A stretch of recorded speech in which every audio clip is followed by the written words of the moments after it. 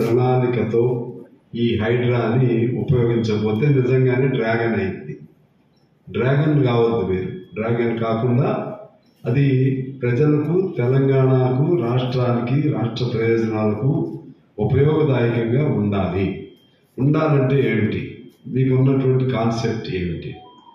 ఇప్పుడు నాగార్జునది ఓకే, దాన్ని డిమాలిష్ చేశారు. సో ఆయన కోర్టులో తేల్చుకుంటాడు. నాగార్జున లాంటి పెద్ద బిగ్ విగ్స్ అంటారు చూసారా, పెద్ద ఘరానా మనుషులైతే ఓకే, మీరు ఫైట్ చేసుకోండి, పర్వాలేదు. అటువంటి ఎవరు ఉన్నా కూర్చేయాల్సిందే.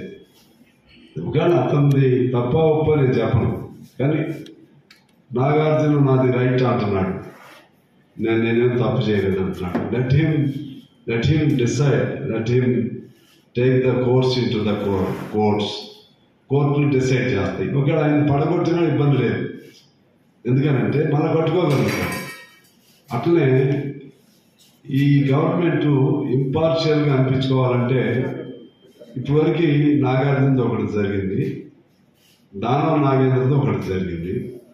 ఇంకా చాలామంది ఉన్నారు ఇందులో, పెద్ద పెద్దవాళ్ళు చాలామంది. అంటే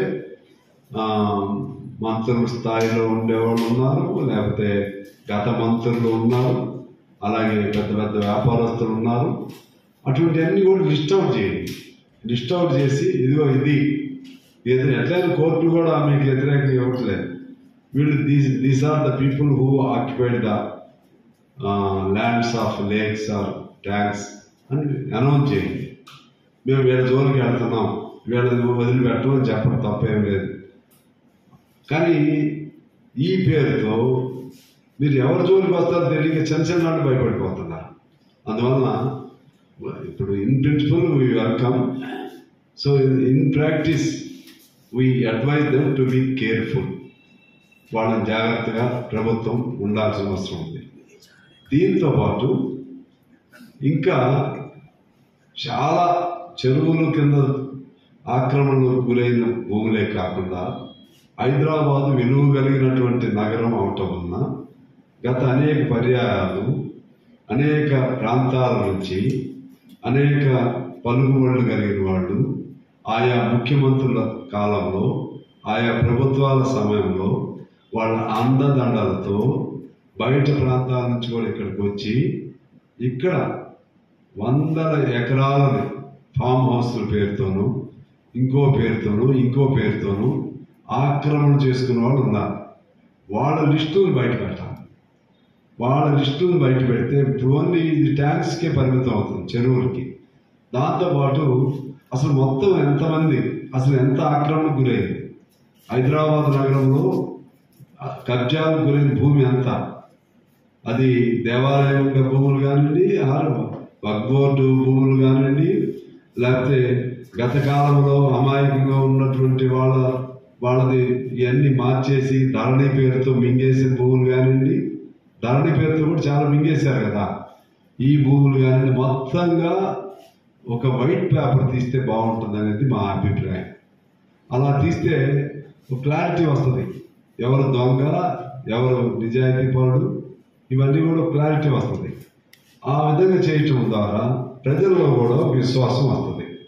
అలా చేయకపోతే అసలు గందరగోళంగా ఉంది. ఎవరు జోలికి వెళ్తారో తెలియదు, నెంబర్ 1. నెంబర్ 2,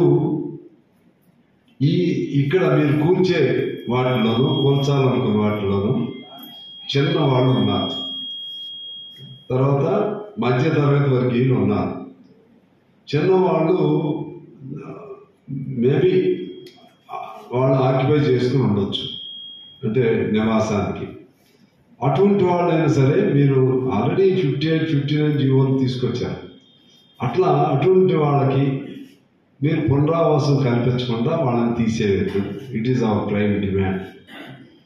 అదే పద్ధతితో మధ్య తరగతి వర్గీయులు కొనుక్కున్నవి ఉంటే, వాళ్ళు కష్టార్జితంతో కొనుక్కున్నారు, వాళ్ళకి తెలవదు.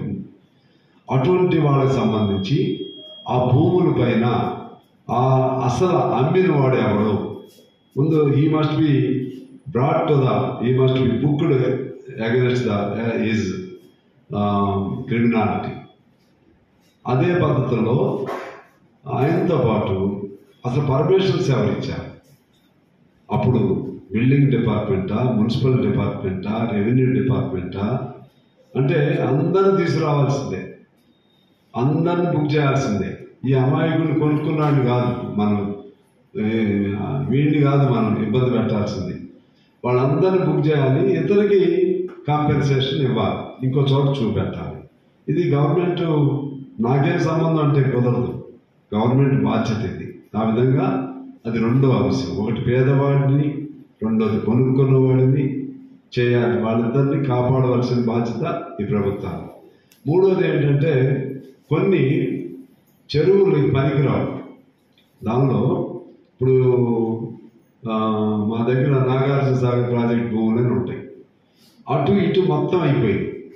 అంటే బిగినింగ్లో ఎండింగ్లో ఇది పారుదారు ఉండదు, ఓన్లీ మధ్యలో వేసుకున్నట్టు లేపుతున్నారు అనుకోండి, దానివల్ల ఉపయోగం ఉండదు. దాన్ని ఏదో రెగ్యులైజ్ చేయాలి. దానివలన ఆ నాగార్జున సాగర్ ప్రాజెక్టు కానీ లేకపోతే చెరువులు కానీ తిరిగి పునరుద్ధరణకి అవకాశం ఉంటే ఖచ్చితంగా తీసేయాలి. పునరుద్ధరణకి అవకాశం ఉన్నప్పుడు తీసేస్తే అయితే వాళ్ళకి ఇప్పుడు నేను చెప్పినట్లుగా ప్రాధాన్యతను అనుసరించి వాళ్ళకి ఏర్పాటు చేయాలి. ఈ నాలుగో అంశం ఏంటంటే అవి చెరువులుగా ఉపయోగపడతాయి అనుకుంటే తీసేసి ఇంకో చోట కట్టేయండి. చెరువులుగా ఉపయోగపడనప్పుడు దొంగ ఆక్రమణలుగాను ప్రభుత్వ కార్యాలయాలకి డిఫరెన్స్ ఉంటుంది. అది ఒకటి గమనంలో తీసుకోవాలి. ఐదో పాయింట్ ఏంటంటే నెక్లెస్ రోడ్లు అవి ఇవి అంటున్నారు. అది ఇప్పుడు అది ఒకదాని కూడా పొంతలేని ఆర్గ్యుమెంట్ అని. ఇప్పుడు నువ్వు దొంగ అని చెప్పి నీ దొంగ సొమ్ము లాక్కోవాలంటే నేనే కాదు దొంగ, వాడు కూడా దొంగ అన్నట్లు చెప్తున్నారు. అది రోడ్డు ప్రజలు వాడుకుంటున్నారు. దానివల్ల చెరువుకి ఏదన్నా ఇబ్బంది అయినా సరే ప్రత్యామ్నాయం చూడాల్సిన దగ్గర అటువంటి వాటి జోలికి వెళ్ళదు. బిల్డింగ్లు ఏమైనా ఉంటే మాత్రం తీసి మళ్ళీ ఇంకో చోట కట్టుకోవాలి ప్రభుత్వం.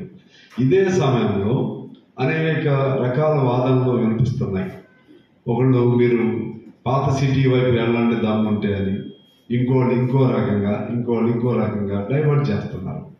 నేను అనేది ఏంటంటే చట్టం ముందు అందరూ సమానమే. గవర్నమెంట్గా నేను అనుకుంటున్నా ధైర్యంగానే పోతారనుకుంటున్నాను. ఏ ఒక్కళ్ళు స్పేర్ చేసినా నువ్వు చేసిన మంచి అంతా పోయింది. రేవంత్ రెడ్డి గారికి నేను సలహా ఇస్తున్నా, నువ్వు 99 మంచి చేయి, ఏ ఒక్కటి స్పేర్ చేసినా అది ఎవరినైనా కానీ పోయింది.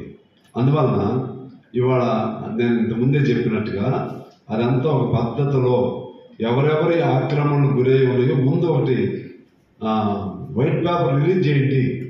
చేసినప్పుడు ప్రజలకు విశ్వాసం వస్తుంది, వీళ్ళు కూడా తీసేస్తారు అవి కూడా. రెండోది పేదవాళ్ళు ఎంతమంది, మధ్యతరగతి వర్గీయులు ఎంతమంది, చెరువులు ఎన్ని తిరిగి పునరుద్ధరణ చేయవచ్చు. ఇదంతా కూడా పెద్ద లెంగ్తీ ప్రాసెస్. అడావడిగా చేయటం వలన మంచిదే. ఎందుకంటే రంగనాథ్ గారు నాకు బాగా తెలుసు. ఆయన ఈ the best choice to CM to operate such things. ఎందుకంటే ఆయన ఏదైనా పట్టుకుంటే అదే పనిలో ఉంటాడు, కానీ స్పీడ్ కూడా ఎక్కువ. ఆయనకి స్పీడ్ కూడా పనిచేయదు, ఉండాలి. అది అత్యుత్సాహం, అతి స్పీడ్ కూడా కష్టమైంది. జాగ్రత్తగా కూడా ఉండాలి. లేకపోతే నువ్వు ఎంత మంచి జరిగిందో తెలియదు, కానీ ఎక్కువ మందిలో భయం కలిగి ఉంది. సామాన్యులు ఇళ్ళు చాలా మంది ఉన్నారు. తర్వాత అప్పుడు పర్మిషన్ ఇచ్చిన దానిలో అప్పుడు మంత్రులు కూడా ఉండుంటారు.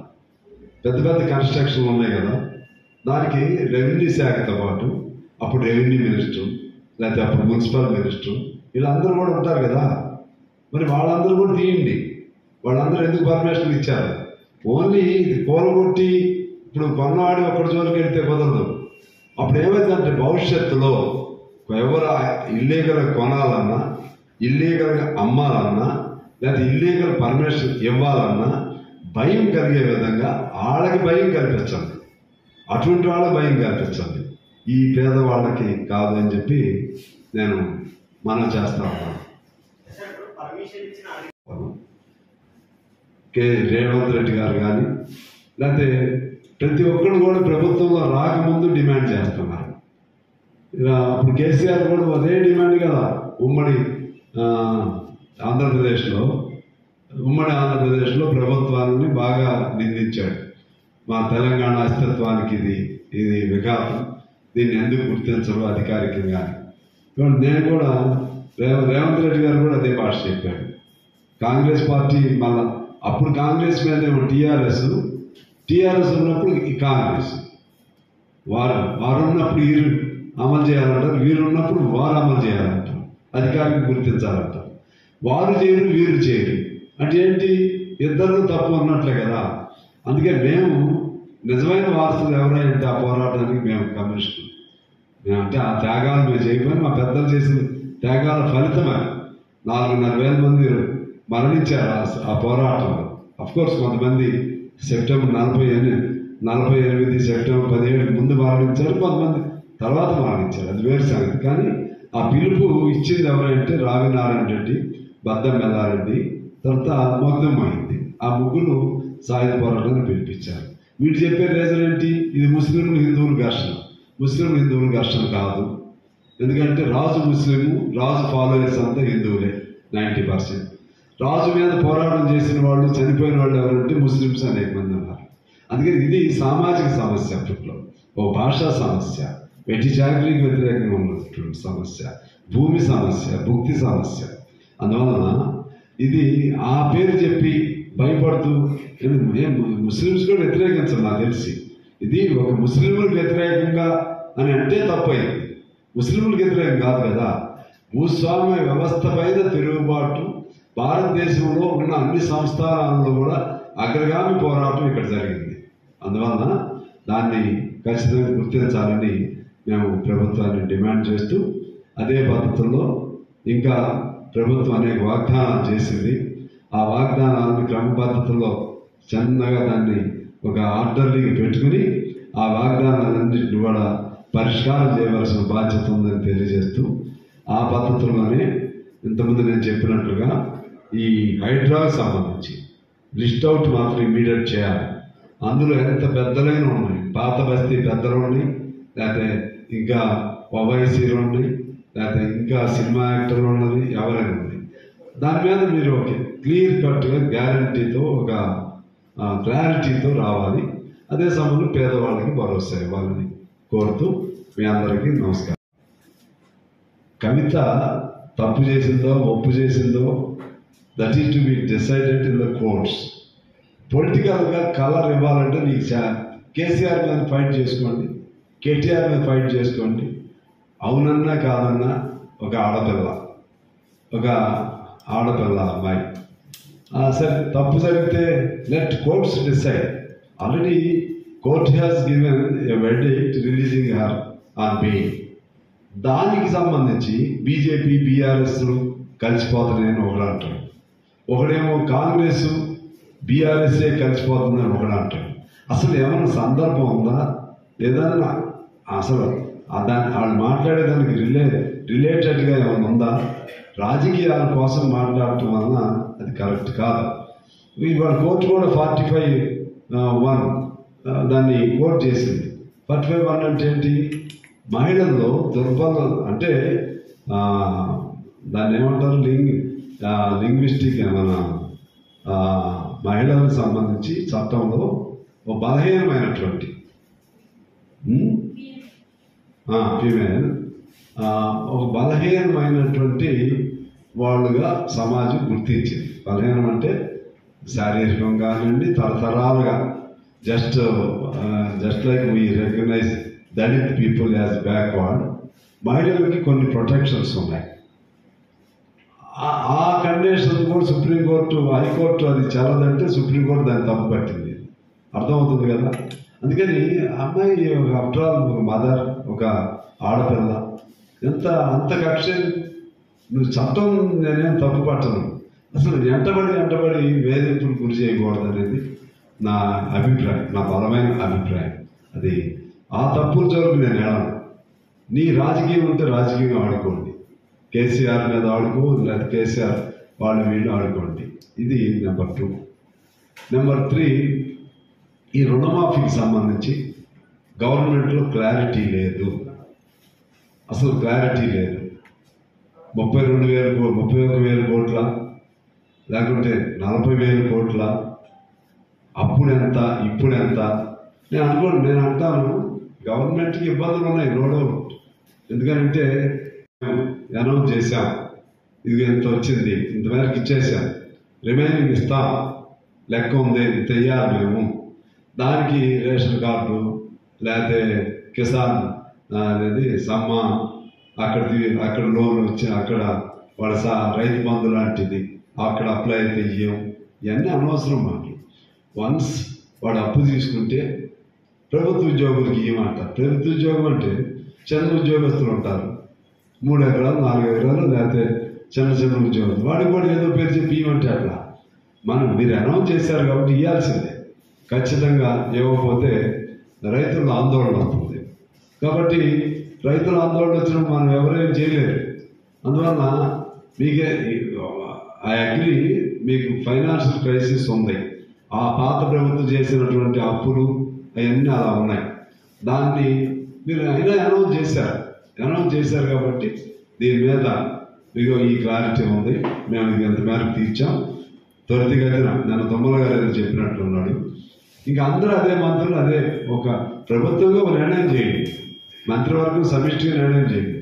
మంత్రివర్గం సమిష్టి నిర్ణయం చేసి ప్రకటన చేస్తే అప్పుడు మంత్రివర్గం తరఫున వ్యవసాయ శాఖ మంత్రి చేస్తారు, ఎవరో చేయండి.